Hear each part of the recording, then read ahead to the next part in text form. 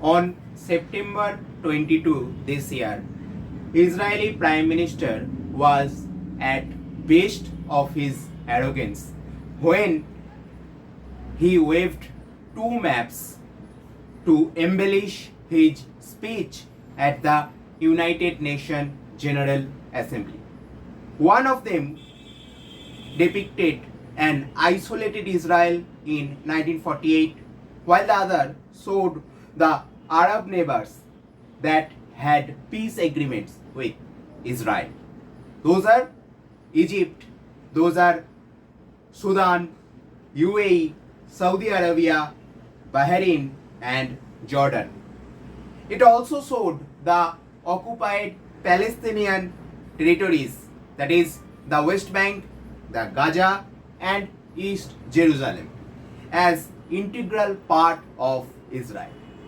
Mr. Netanyahu specifically applauded the normalization process with Saudi Arabia under United States auspices and insisted that Palestinians should have no veto over this process.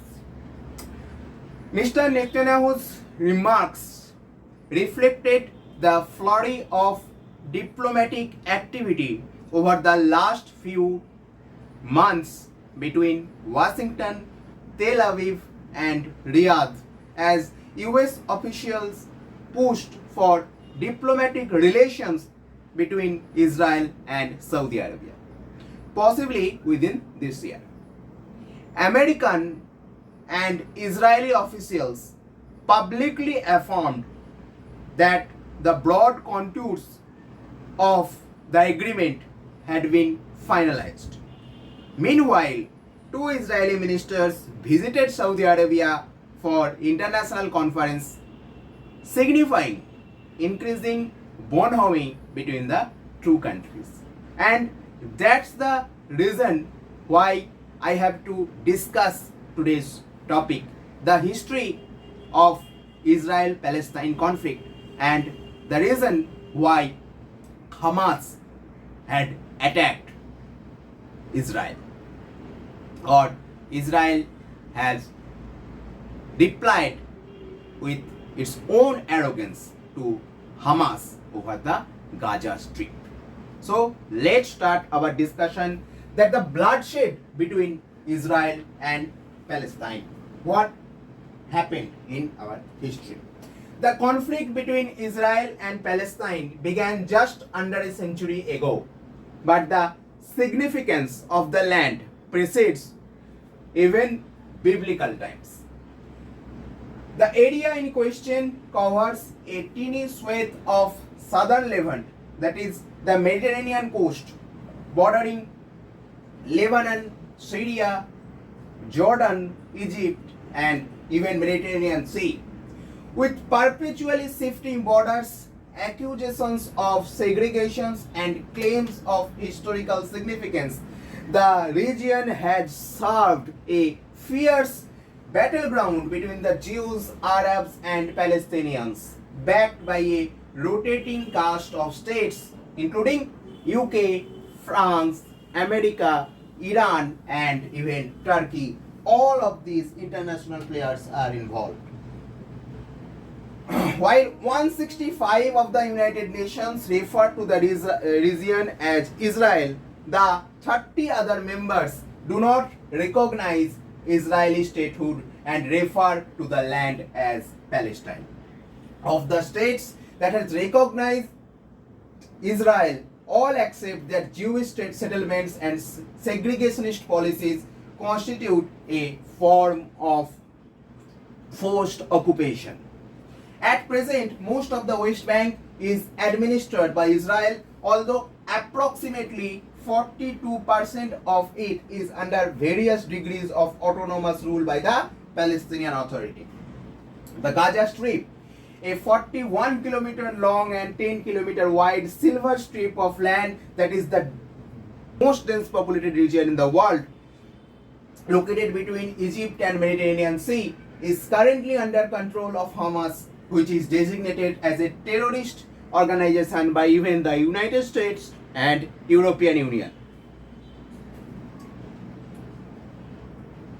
So the conflict of the territory is based on the religion. As you all know, the Jerusalem has been the city which has been point of conflict of all the three Abrahamic religion. Although many consider the conflict between Israel and Palestine to be one of the territory and not of religion, it is impossible to understand the historical significance of Israel without touching upon its importance to Judaism and Islam. Jerusalem, one of the oldest inhabited cities in the world, is considered holy to the three Abrahamic religions of Islam, Christianity, and Judaism. It features prominently in the Hebrew Bible as well. And the first religion of these three Abrahamic religion, first of all of them, is the Judaism. Okay, in Jewish tradition, it represents the place where Abraham, the first patriarch of Judaism, nearly sacrificed his son to God thousands of years ago. It was the capital of King David's Israel in the Hebrew Bible, as well as the site where David's son Solomon built his temple. In biblical thought, people who could not make a pilgrimage to Jerusalem were instructed to pray in its direction. And even today, most synagogues are oriented towards it. According to Quran, Prophet Muhammad ascended to the heavens from Jerusalem.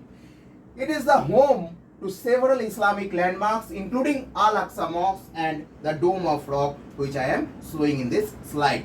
Okay, this is the picture of Dome of Rock.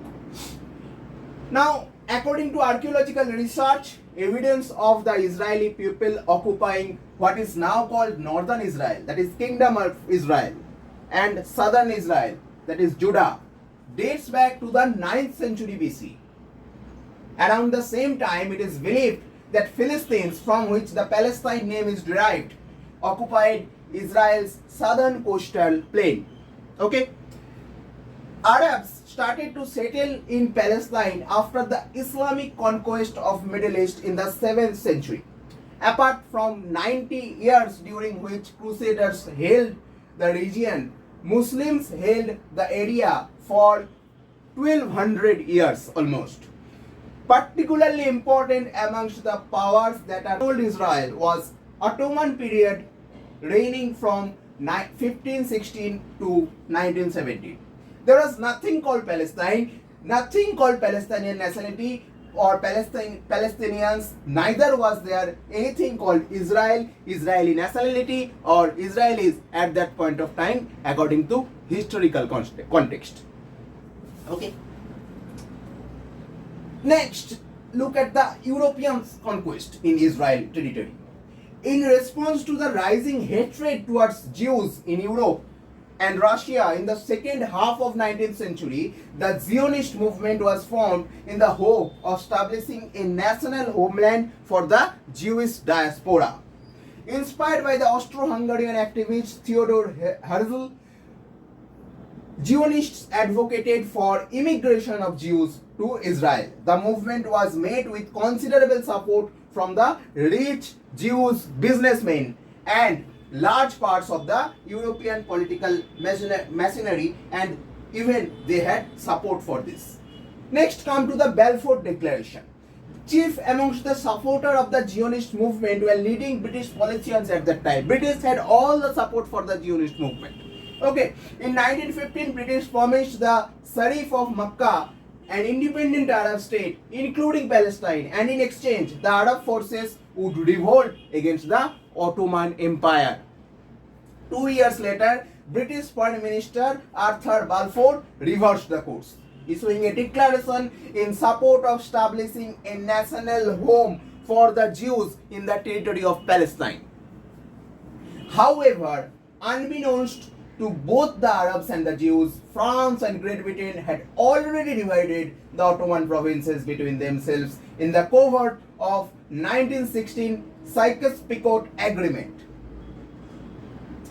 Now let's look at the aftermath of World War I. In the aftermath of First World War, the League of Nations granted Britain the right to administer parts of the Ottoman Empire, parts of the former Ottoman Empire, including Palestine. From 1922 to 47, the area would therefore be known as British Mandate Palestine, its stated goal being to establish a homeland for the Jews while protecting the rights of the Arab majority. Initially, Britain imposed restriction on Jews' immigration to Palestine, setting quotas and requiring Jews to purchase land in exchange of migration rights. After the Nazis began persecuting Jews in 1933, that is the anti-Semitism movement, the international community was suddenly pressured by the Zionists to settle the question of the Jewish homeland. Next, come to the aftermath of World War II. After the end of the war, the tide shifted once again. Confronted by the atrocities committed against the Jews during the Holocaust, British politicians proposed a division of British Palestine between Arabs and Jews, justifying the right of the British to transfer those lands. In 1942, Chaim Weizmann, a leading Zionist, wrote in a much publicized essay that whatever the Arabs gained, and it was a great deal as a result of the last war, whatever they may gain, whatever they have already gained something and will gain more as a result of this one, they owe and will owe entirely to the democracies. It is therefore for the democracies to proclaim the justice of the Jewish claim to their own commonwealth in Palestine. Okay. Next, come to the UN partition plan, which was passed in 1947. The UN passed Resolution 181 partitioning British Palestine into independent Arab and independent Jewish states. At that time, Jews owned around 6% of the land in British Palestine and comprised of 33% of Palestine's population. Under the UN partition, the Jews would get 56% of the land to form the state of Israel. They were content, but the Arab countries were enriched this time. And next started Arab-Israel conflict. On May 1948, Israel's founding father David Ben-Gurion declared the establishment of modern state of Israel. Along with Palestinian force, the militaries of several Arab nations invaded the newly formed Jewish state almost immediately. Backed even then by the massive coffers of the United States, Israel was even prepared to defend itself. Approximately 7 lakh Palestinians, or half of the Arab inhabitants of what was British ruled Palestine, were forced to flee their homes during the ensuing conflict and ended up in Gaza, the West Bank, Jordan and Syria. The War of Independence, as it was known to the Jews or the Nakba or catastrophe, as it was known to the Arabs, created armistice line along the Israel's frontiers with neighboring states, including the boundaries of what became known as Gaza Strip. Okay, this Gaza Strip, occupied by Egypt, and East Jerusalem and West Bank occupied by Jordan. Okay. Next, in October 1956, Israel, backed by France and UK, further expanded its territorial gains by capturing the Sinai Peninsula from the Egypt during the Suez Crisis. This, combined with growing tensions between Arab states and Israel, led to the Six-Day War that happened June 5, 1967 to June 10, 1967. The war was fought between Israel and a coalition of Arab states, including Egypt, Syria, and Jordan. Although Arab states had a strong advantage in terms of numbers, the Israelis were better funded and even more organized, resulting in a comprehensive victory that left Israel in occupation of Sinai Peninsula of Egypt. even the Gaza Strip and West Bank, East Jerusalem, and most of the Syrian Golan Heights. This in turn effectively tripled the size of territory under the control of Israel. So again, here this Israel part again got a significant victory after the 6-day war.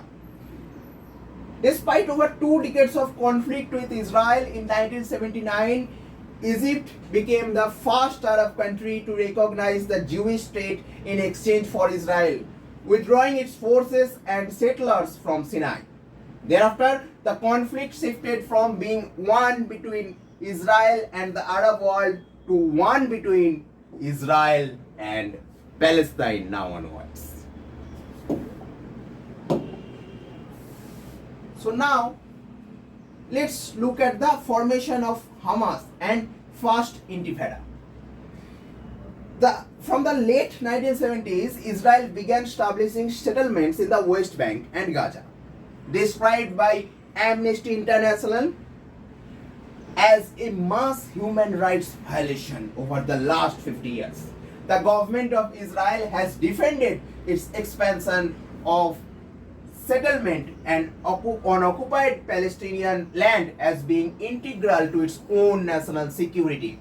By 1987, Palestinians, increasingly frustrated by the Israel's settlement policies of segregation, launched the First Intifada, that is uprising, and a year later, the PLO, Palestine Liberation Organization, issued a statement from Algerian exile in which it proclaimed the establishment of an independent Palestine state.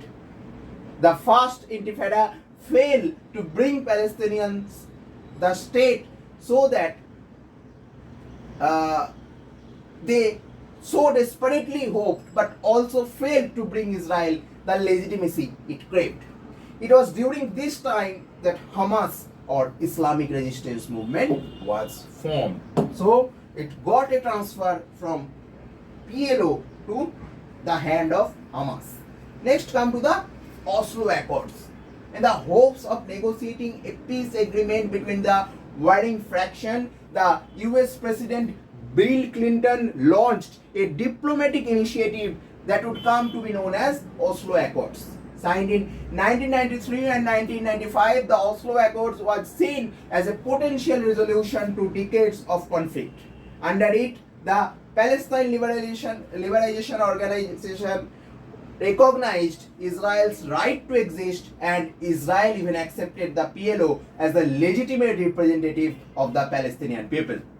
Moreover, the agreement brought the occupied West Bank and Gaza under a new legal regime.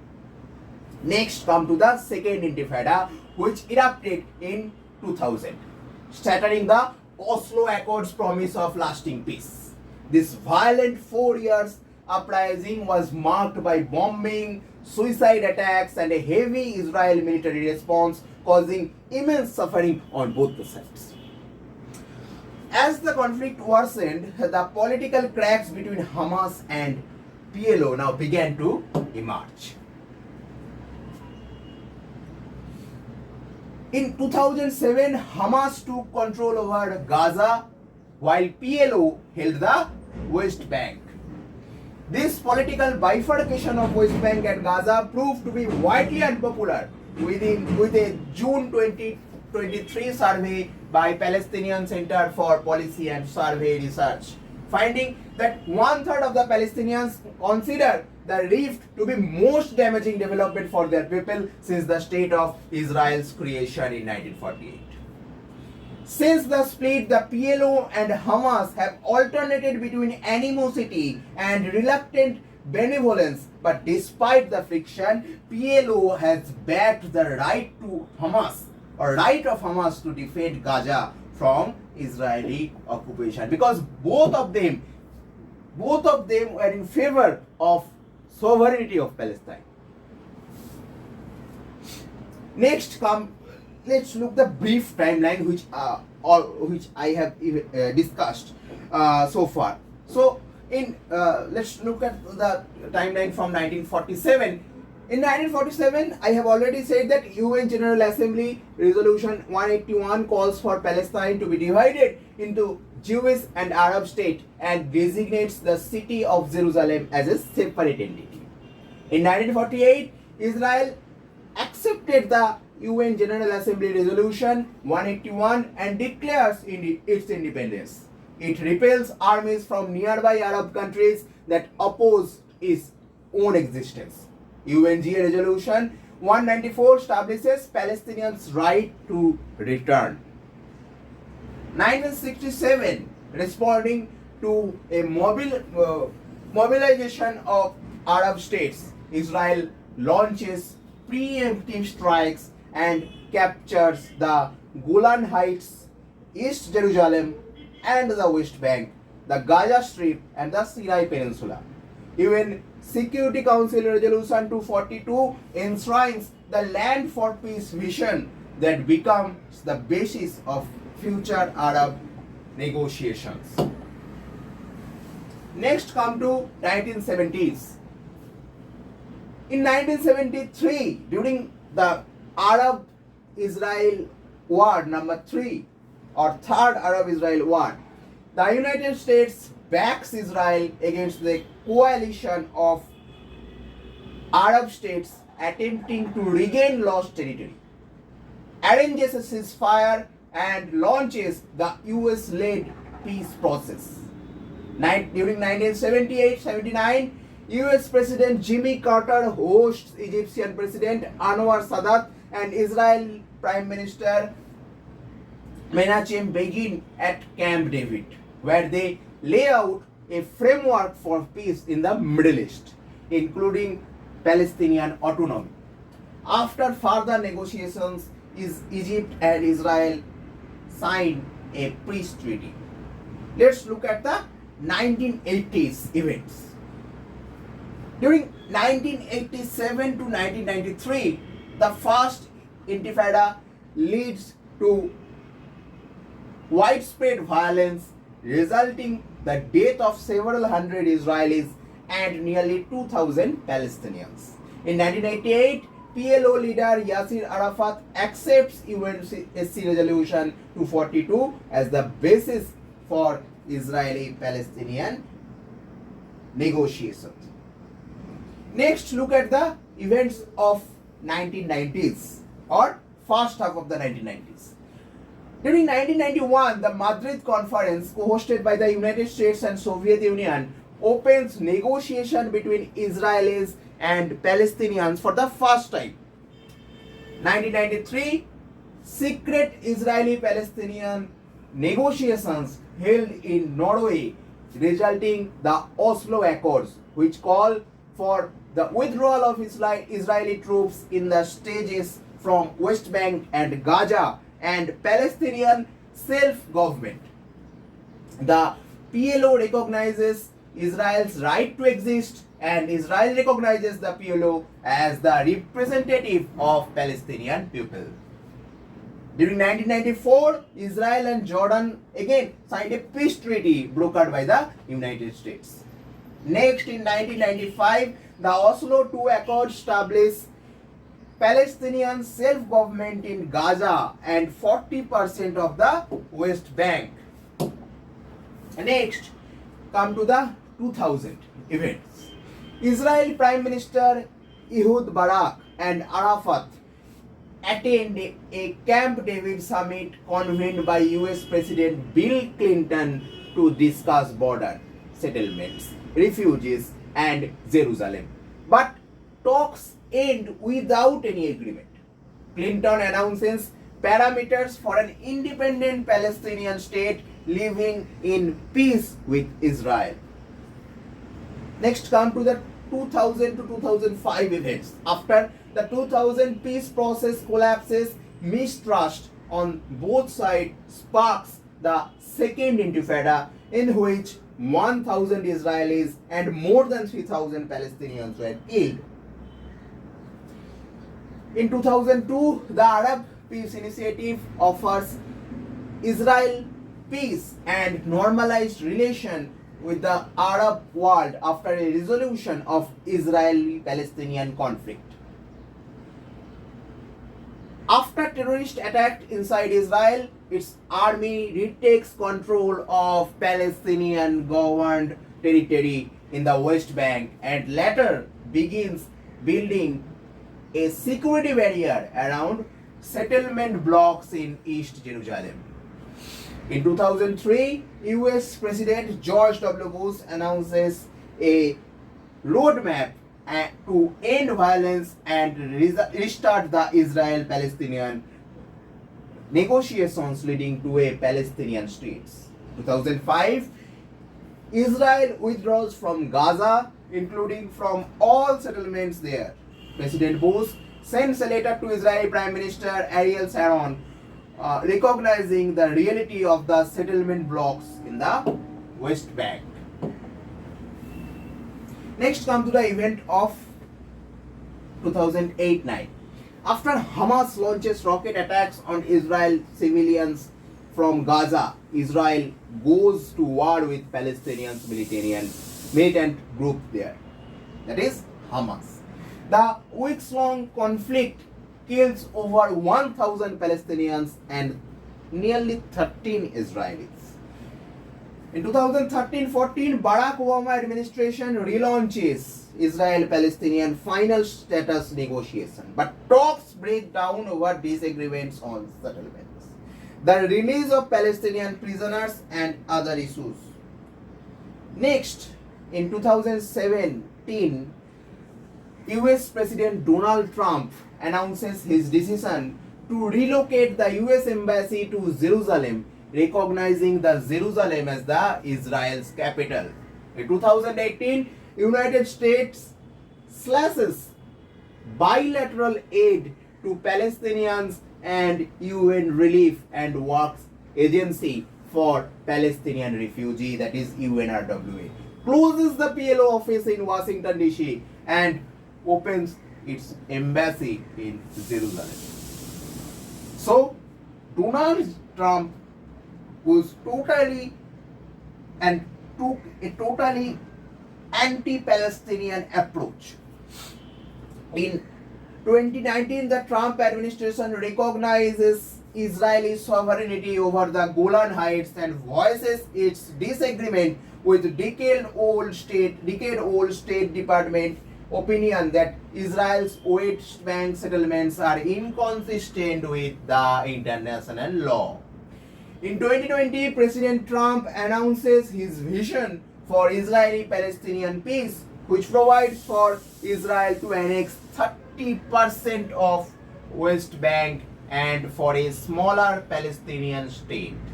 Later, his administration brokers deals for multiple Arab states to normalize relations with Israel. So from here, the normalization process began. Okay. Next come to the events of 2021. Eviction of Palestinians in East Jerusalem and clashes at Al-Aqsa Mosque spark conflict between Israel and Hamas that kills over 200 people in Gaza and at least 10 in Israel. The Joe Biden administration helped mediate a truce and restore some US aid and diplomatic contact with Palestine.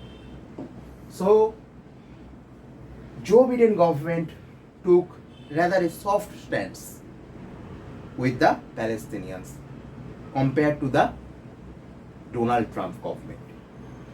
In 2022, Israel launches a counter-terrorism operations in the West Bank in response to a slew of attacks by Palestinians against Jewish Israelis. The operation and concurrent resurgence in Palestinian militancy contributed to the deadliest year for both sides since the Second Intifada. So after this, you all know what happened in September 22 this year. I have already discussed that. And then Hamas attacked on Israel, Israel counterattacked, all these things started to move on from there. So let's conclude our topic now. In tracing the complex evolution of the borders between Israel and Palestine, it becomes evident that this enduring conflict is rooted in a deeply intricate tapestry of politics, religion, and territorial claims. The significance of the land in question, including territories known as West Bank and Gaza Strip, transcends generations, serving as a perpetual battleground for a multitude of stakeholders. So, here I do end this discussion. Thank you for being with me. Keep yourself mentally and physically fit. Bye bye.